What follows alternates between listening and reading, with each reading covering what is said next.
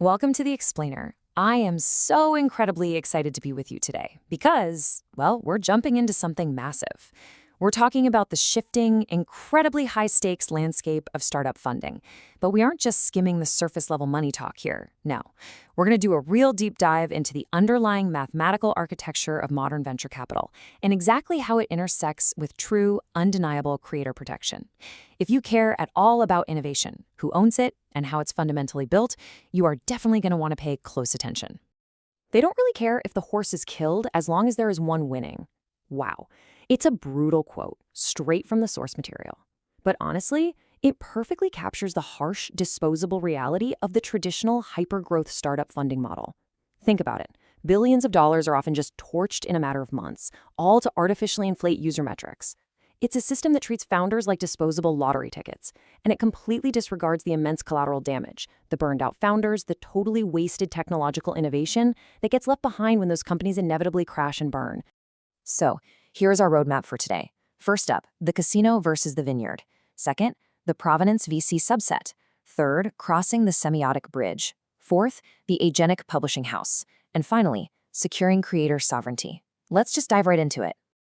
All right, Section 1, the casino versus the vineyard, the startup funding clash. We're looking at a fundamental clash of philosophies here in how new companies are built and funded from the ground up. The contrast is literally day and night. On one side, we have what the sources define as the liquidator VC. This operates exactly like a Las Vegas casino floor.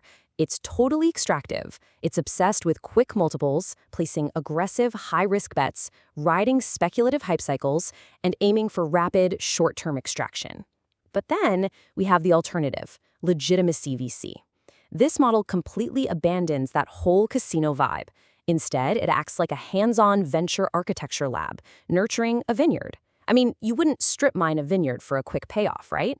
You plant seeds, you weather the seasons, and you commit to a full 10-year time horizon. And why 10 years? Because difficult, world-changing technology simply cannot be rushed in some 2-year hype cycle. It absolutely requires compounding growth. Moving on to Section 2, the provenance VC subset, the mathematical execution. To shift from that high-level philosophy of the vineyard down to the strict mechanics, we really need to nail down this definition. While legitimacy VC is the broad philosophy of building high-trust ecosystems through long-term stewardship, provenance VC is the exact, fastidious, mathematically verifiable execution of that philosophy. Think about it. To actually support a high-trust ecosystem in the real world, you absolutely must have a reliable, mathematically perfect record of who contributed what.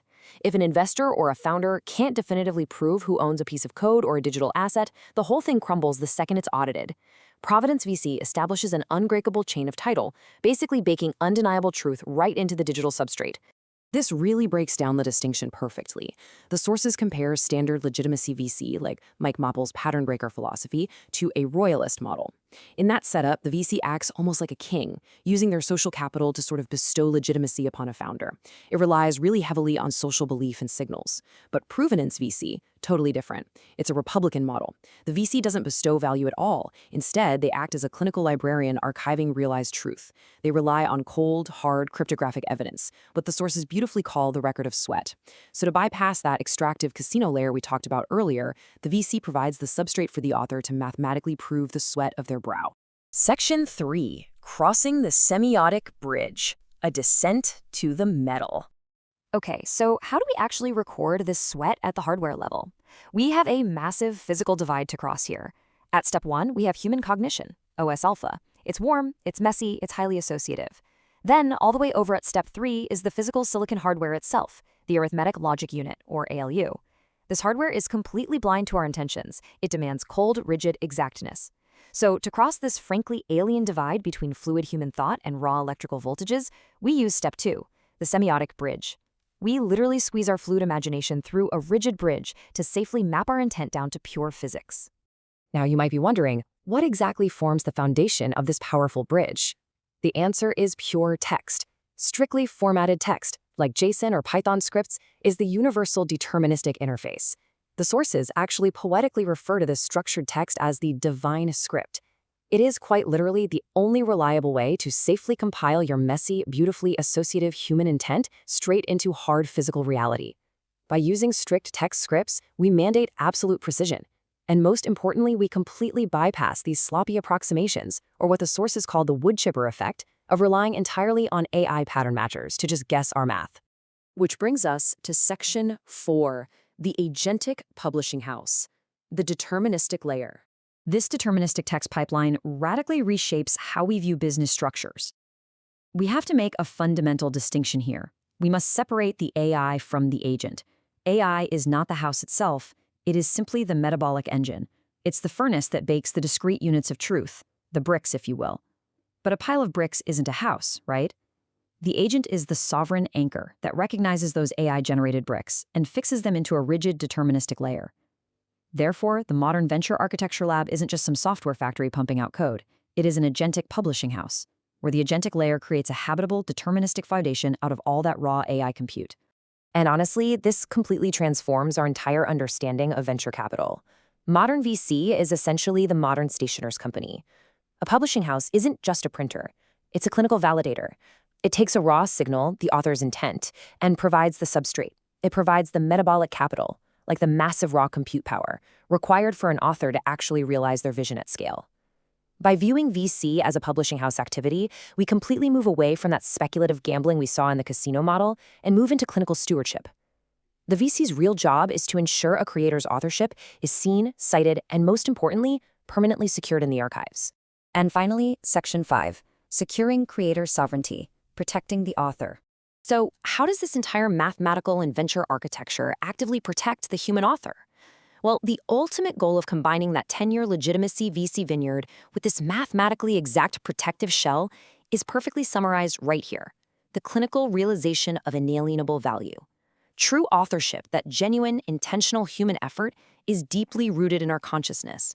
The goal of this architecture is to keep the founder firmly in the driver's seat.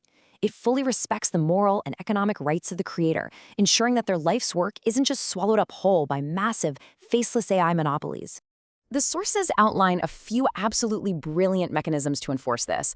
First, protective licenses, like the EGPL, act as a defensive shield. They actually trigger source code disclosure upon network interaction, which actively prevents corporate lock-in. Second, specialized smart contracts, like contract-secured revenue, transform these systems into yield-bearing assets. This means a portion of transaction fees flows directly back to the author, not just the network sequencer. And finally, by wrapping these open source tools together, founders can actually create permissionless patents. The code is open for all to see and use, but the system guarantees the author is clinically paid for their sweat of the brow, right down at the silicon level. It's a real game changer.